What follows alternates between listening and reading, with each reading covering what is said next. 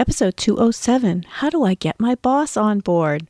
Geez, Chrissy, I like the show and I want to do all these things, but I'm not self-employed and my boss isn't on board yet.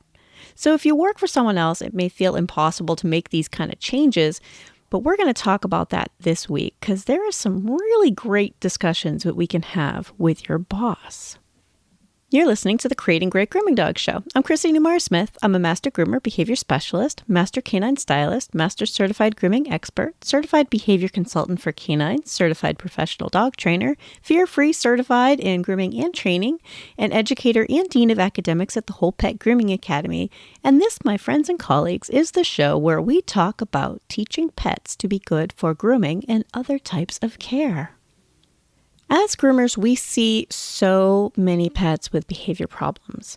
And I know that you've probably been drawn to this show because you work with pets with behavior problems, or maybe your own pet has a behavior problem, or you're a trainer who is really interested in cooperative care.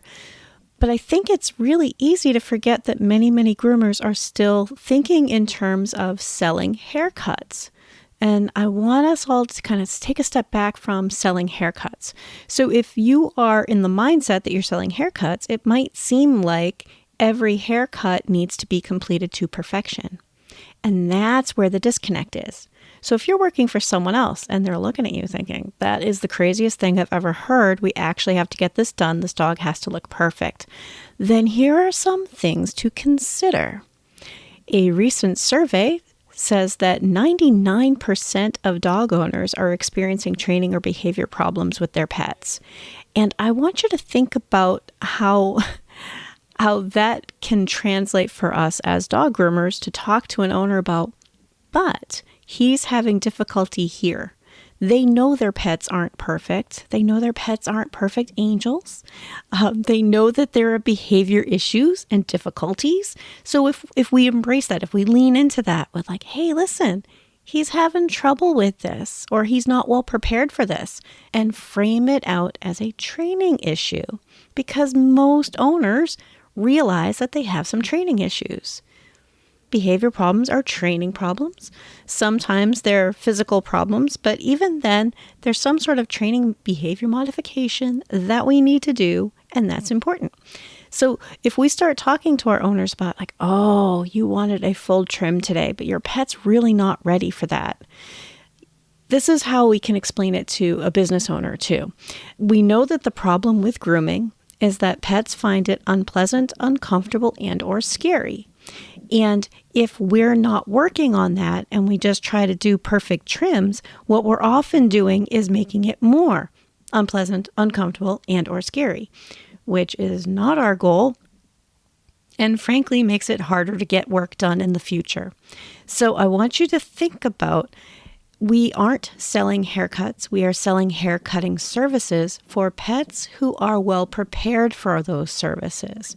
If they are not yet well prepared, what are we selling? We are selling behavior services. Behavior services. Oh, wait, what? Yeah.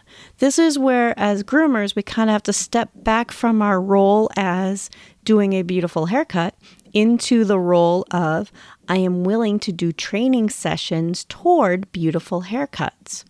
I'm willing to work with a trainer with you, help you get set up with things that you need to know so that your pet can have beautiful haircuts. Oh, do you see the difference? So instead of saying, I'm going to do this beautiful haircut, I'm saying, I want to help you with the lessons that your dog needs to be able to have a lifetime of grooming services. So when we talk to our boss, I want them to know this is not going to lose them money. This is a different type of sale. And it's something that's really necessary, and it's something that many of our owners are looking for. Owners search for somebody who is going to be gentle with their pet, who is going to be compassionate about how well their pet can handle this, and to help their pet through this process.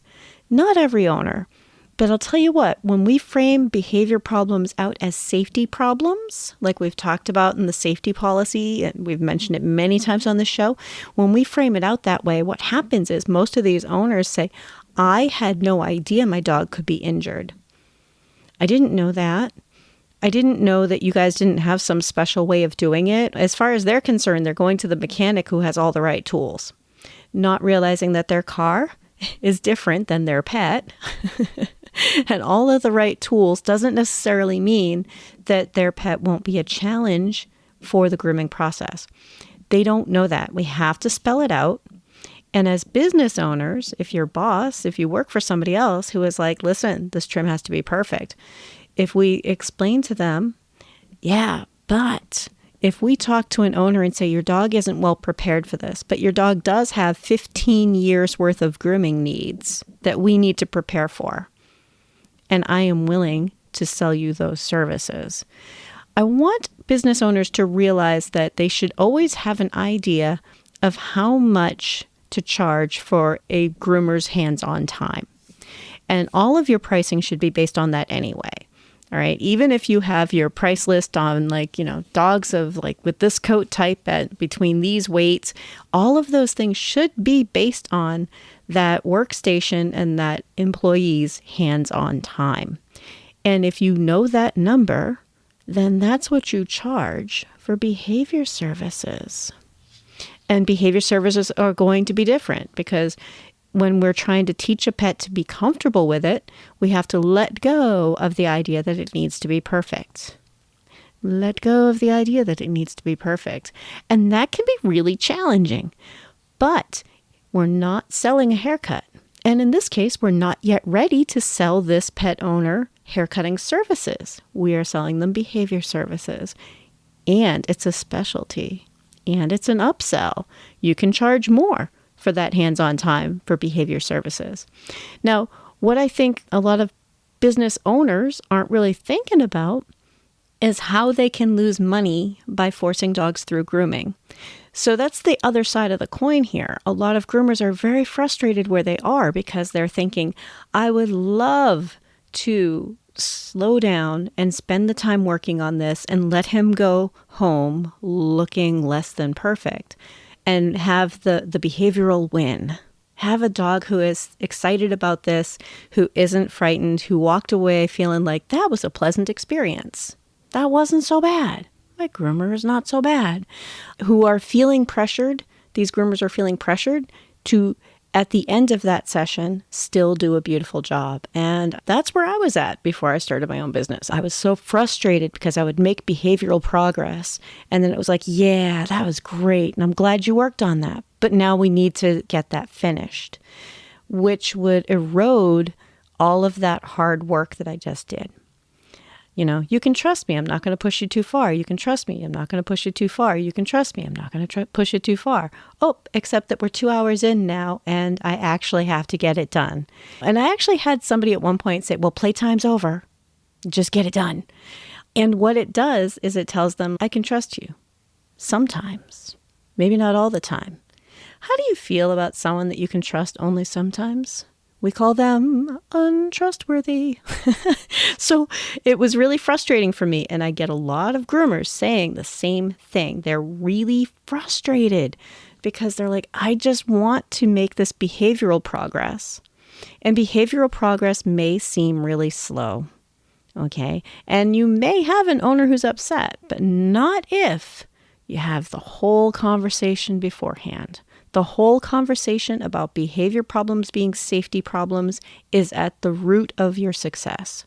That's where the owners have to opt in or go someplace else. I know, and that's a tough one for a business owner, isn't it? Like, well, all right, but you weren't here. Can't we book this dog with someone else who's going to hold him down and add some more straps and get him beautiful while he screams? But that erodes every bit of hard work you've been doing. And so we need to really commit to it, tell people that, he needs the behavior work. I can't just do beautiful trims on dogs that need behavior work. It's not going to happen. Everyone take a deep breath. What do we say if somebody comes in with a matted dog and says, I don't want any fur taken off. I know he's not matted. He's fine. Just do the pretty trim that I want. We tell them, no, We need to remove the mats, or we need to brush through the mats, or we need to schedule something different. But no, I'm not doing a beautiful trim over mats. We're used to saying no. Now we need to switch that over to doing perfect trims over behavior problems is just as bad as doing perfect trims over mats. So we are selling a different service, and it's a necessary service.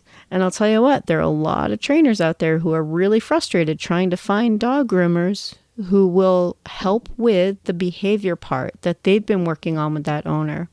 It doesn't just affect us in the grooming room. If an owner can't touch their dog's eyes, that owner has a significant training problem. They cannot just bring that dog to a groomer. They should not be just bringing that dog to the groomer, yet we know so many of them do. And if they're working with a trainer, maybe they recognize that they have a pretty important problem going on at home, and they're working with a trainer. That trainer is looking for a groomer who's not going to undo all of the hard work that they've been doing. This is a service. This is valuable, and this is a different way of approaching grooming problems. So when we start thinking about our process, I want you to think about, I'm going to first explain to owners that behavior problems are safety problems. I'm going to tell them I have some solutions for them. And maybe you don't yet. Maybe you've been listening to the show and you're like, hey, cool, I've got some pretty good tools in my tool bag. I want to work on this. But if you aren't comfortable working with a behavior problem, maybe this is something that you send to somebody else. Maybe this is something that you have them work with a trainer. And I want to mention here too, if you see a behavior change, if this behavior problem is new, that's a vet check. Our very first thought should be, is there something physically going on with this pet? Brand new behavior changes, let's check with a vet. Let's make sure that this pet is healthy. So not every training problem is going to be resolved during dog grooming. And not every grooming problem is going to be resolved with the dog trainer. We do need to kind of meet in the middle, and it is going to be very important for us to help an owner understand that they cannot get the perfect trim today. And if you work for somebody else, to explain to them, perfect trims can't happen on dogs who aren't ready for perfect trims. It literally creates more problems, and it's going to get somebody hurt. And there are some really awful videos and terrifying stories of dogs being injured and even dying during grooming because they were struggling and someone didn't know what was going on and just kept adding more restraint. And it's pretty horrific. The modern groomer does not do that. We do not do that. So if this helps, I'm going to add another example. Imagine you have a car that you're looking through some ads and you're like, hey, wow, they'll do a paint job for X amount of dollars, make your car look new again. And you're like, great, that's exactly what I want. I want the paint job that's going to make my car look new again. And you bring the car in and they're like, yeah, you can't get the paint job that makes the car look new again because you have rust and you have dents. They don't apologize about it. They're like, yeah, I can't sell you that. You have to do all this other foundation work before we can give you the paint job that makes your car look perfect again. That's for people who don't have dents and don't have rust. So if you're the owner of the car with some rust spots and a couple of dents, you're just going to have to sit down and figure out your finances and decide if you can get those dents taken care of and if you can take care of the rust so that you can get the perfect finish. The perfect haircut is the perfect finish. It's that paint job.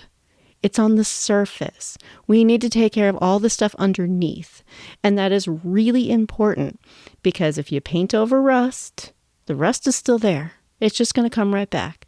If you paint over a dent, it's not like anyone's fooled. And also, your technician is not going to be like, oh yeah, sure, we'll pull those dents out for free or for like an extra $20. Actually, let's talk about that for a minute too. If you work for somebody who upsells just a little bit of a handling charge, I'm not real keen on doing business that way. And let me tell you why. I do want you to charge for your time, But if you're doing, oh, it was a full groom, but also he wasn't very good, so we're charging you $20 more, the owner just hears that they have to pay more. They do not hear that they have any work to do or that there was anything wrong. Oh, you know how Sparky is. He's just so goofy. He's spicy. Oh, I hate that term. Sorry, guys. I know a lot of you use that term, but oh, he's just so spicy, because they go home and they're like, because he's so spicy for his nails, he costs mommy $20 more every time. Ha ha ha. And they do not fix it. They do not even think that there's a problem. Your upsell version for them is sort of like, oh yeah, and brush his teeth too, and can I get a bandana and some perfume? They are not thinking that they have a training problem. They are not thinking that they have a safety problem. So instead, sell them behavior services. Sell them behavior services. Don't sell them a beautiful haircut with an upsell of he's a spicy dog. That's not going to help solve the problem. Tell them they need behavior services. And we offer behavior services. And actually, I have had a couple customers over the years say, why would I go to my groomer for behavior stuff? And I'm like, well, I'm actually a trainer also. But I mean, that's okay. If you're working with a trainer, great. This is what I need your dog to be able to do. And that includes standing still, being touched all over with weird stuff and things, and doing it for a long duration. And go work on it with you and your trainer, and work on it at home and bring him back. We'll do smaller, shorter grooming sessions and see what he can do. I don't need to be the one to do it. But if we don't spell it out that they need behavior services, they think they can buy a haircut, and they cannot. Just like the dented, rusted car can't get a beautiful, beautiful paint job. Okay, it's not realistic. Yet for so long, groomers have been pressured into perfect trims. The other part for a business owner is I want you to consider if your staff are burning out because all of the dogs, quote unquote, all of the dogs have behavior issues. When somebody tells me that all the dogs that they work with have behavior issues, my first thought is you are in a situation where you have to do perfect trims, and you are in a situation where you have to do them fast. And that is the recipe for a whole clientele of dogs who aren't good for grooming. So know what the hands-on time is worth and know what to charge. And that's going to be an important part for transitioning into selling it as behavior services and not feeling like that table and that groomer is losing you money. If you start thinking, oh, I could have groomed these two sweet little dogs in the same amount of time that I just spent on that one and made more money, then you're not charging properly. It's not because there's a behavior problem. It's because you're not charging for your behavior services properly. So this is just another point of view for us to consider if we are talking to maybe a boss or an employer, or if you're an employer saying, how do I get this started? You might find that you have a groomer working for you who's like, oh no, I have to get him completed. This might be the discussion you have with an employee. No, this dog is behavior services. This dog isn't ready for normal haircuts. And I've met groomers who are not comfortable working behavior cases at all. And you know what? They do gorgeous trims on dogs who are well prepared for it. I don't mind if I do the training part. And then as that dog becomes better, he goes to somebody else in the room. No problem. That's great because I like behavior work and not everyone does. So think about these behavior services almost like, do you offer hand stripping or not? Do you offer hand scissoring or not? Think about it as just another service, another way of doing things. Behavior is a specialty service. If you want to know more, I'm actually going to be at the Pet Pro Classic, and I'm teaching all day, Saturday, June 7th. I'm going to teach 5 classes on a Saturday. Good God. And that's coming up this week. I'm also teaching the Master Groomer Behavior Specialist Diploma program at the Whole Pet Grooming Academy. And I have some shorter classes available at the Whole Pet Grooming Academy too. We have Modern Behavior and Handling for Groomers, and we have Groom Smart. So those are 2 workshop-style online classes that I think are great entry-level, let's just learn more about this kind of classes. And you have access to me in those classes, which is kind of fun. So everybody have a great week. Bye.